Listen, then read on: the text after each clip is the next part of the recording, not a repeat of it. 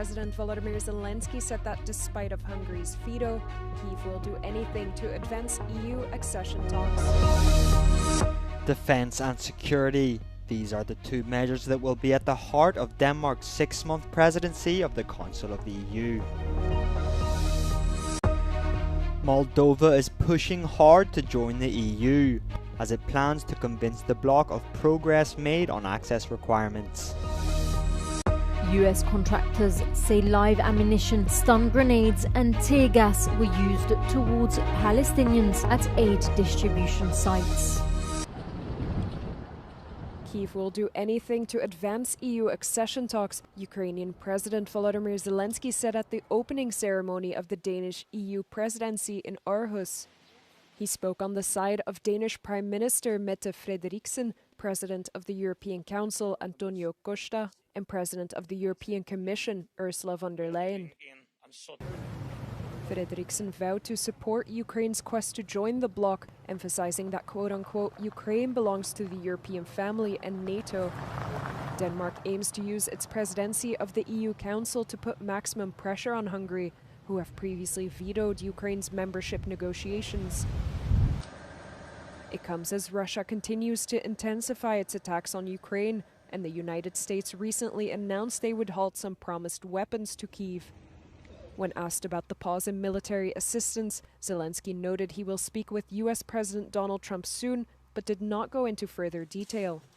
The Ukrainian president instead called on the European Union to invest more in Kyiv's defense industry.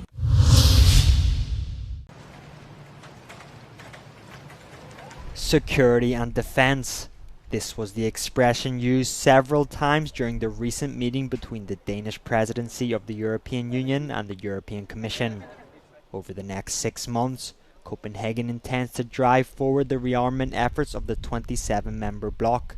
If we are not willing to stand up for our continent, then who are we as Europeans? We need to rearm Europe by no later than 2030. And I look forward to the roadmap on how to achieve this objective, so that we can develop common capabilities, scale up our defense industry, procure together and break down any barriers and obstacles in our way. Denmark believes that migration policy is also a question of security. According to the Danish Prime Minister, the European system is failing. For her part, the President of the Commission listed the points in the Pact on Migration and Asylum on which Denmark must make progress. Pact for Migration and Asylum has to be implemented, but then we have the operational side. Under your presidency, we can make progress on our return proposal, on safe third countries concept and the safe countries of origin. During its 6-month presidency, Copenhagen also intends to consolidate the union's competitiveness in the face of trade turbulence.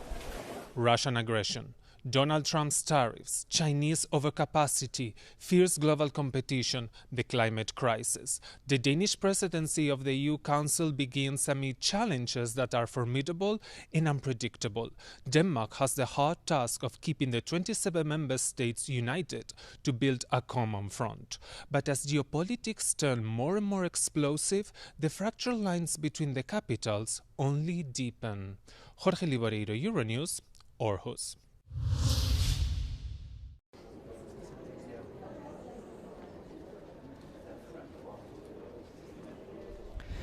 Moldova is pushing hard to join the EU. The government intends to take advantage of the bilateral summit with the European Union scheduled for this Friday to emphasize its progress made in recent years on access requirements. Yet, some MEPs are hesitant to split the enlargement process and leave Ukraine lagging behind. Others, on the other hand, support a faster expansion of the bloc. Integrating the Republic of Moldova into the EU would be a smaller effort for the European Union than, the integration of larger countries. So Moldova is a smaller country, so with our support there, we can achieve a lot. Amounts which for the European Union are not necessarily very significant, matter a lot, and they can make a big difference in the Republic of Moldova. The EU is to present the details of its 3-year growth plan, worth €1.9 billion, as a support initiative for Moldova. The Eastern European country has been suffering systematic hybrid attacks by Russia in a bid to derail its path to join the Union. Brussels is also aware that the Moldovan public opinion is divided between pro-Western orientations and Russian-orientated sympathies. The Russian-speaking minority and enterprises in the so-called Transnistrian region benefit from European integration. More than 70% of the exports from the so-called Transnistrian region go into the European market. So I think Russia will continue to try to destabilize, but I think people in Moldova will stay calm. Moldova applied for EU membership in March 2022 and became a candidate in June that year. Accession negotiations started in June 2024. American contractors have used live ammunition and stun grenades at aid distribution sites in Gaza, according to insiders speaking on the condition of anonymity, as hungry Palestinians desperately scramble for food. 2 US contractors guarding aid sites in Gaza shared testimonies, reports and messages with the Associated Press, revealing rare insights into the operations of the Israel-backed Gaza Humanitarian Foundation. The videos provided by the contractors show hundreds of Palestinians crowded at aid sites amid gunfire. Other videos show English-speaking men discussing crowd control and encouraging each other after gunfire. I think you hit one.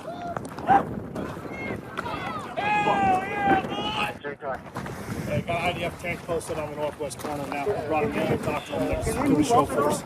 The contractors said bullets were fired in all directions, including towards Palestinians. They were called at least one time where they thought someone was hit. They said they felt the need to speak out because they were disturbed by what they saw as dangerous and irresponsible behavior. They added that the security staff were often unqualified, unvetted, heavily armed, and seemed to have an open license to do whatever they wished. A spokesperson from the logistics company subcontracted by the Gaza Humanitarian Foundation, or GHF, said there have been no serious injuries at their sites. They said security fired warning shots into the ground away from civilians in the early days when crowd control was necessary. Before GHF opened in May, Israel blocked all food, water and medicine from entering Gaza for 2.5 months. GHF replaced the system previously run by the United Nations, which has condemned the GHF's methods as violating international aid standards. Since late May, local authorities say more than 500 Palestinians have been killed at aid sites. A joint statement by 170 NGOs has called for the GHF to be shut down.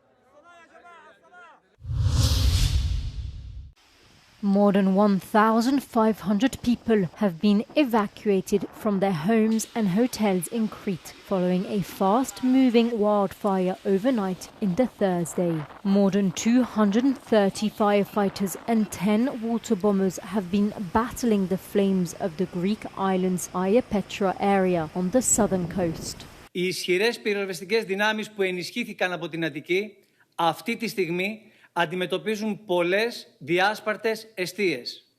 Οι ρηπές των ανέμων στην περιοχή φτάνουν ακόμη και τα 9 μποφόρ, δημιουργώντας διαρκώς κυλιδώσεις και νέες εστίες, δυσκολεύοντας πολύ το πυροσβεστικό έργο. 2 people were evacuated by boat overnight, while 6 private vessels were on standby for potential further sea evacuations, according to Coast Guards. Homes have reportedly been damaged as flames swept through hillside forests spread by strong winds. Local authorities urged residents not to return to try to save their property. Several residents were treated for breathing difficulties, according to officials, but there were no immediate reports of serious injuries. The risk of wildfires remain very high across Crete and parts of southern Greece, according to a daily bulletin issued by the fire service on Thursday.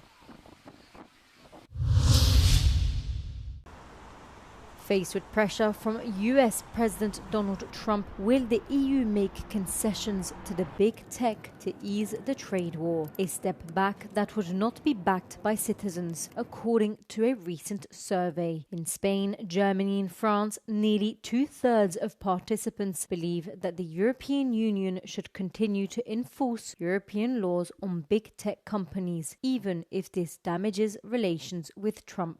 However, nearly half of those surveyed consider that tech giants like Meta or Google have more power than the European Union. The survey comes amid EU-US tensions, with Trump's tariff suspension set to end on July the 9th and trade talks ongoing.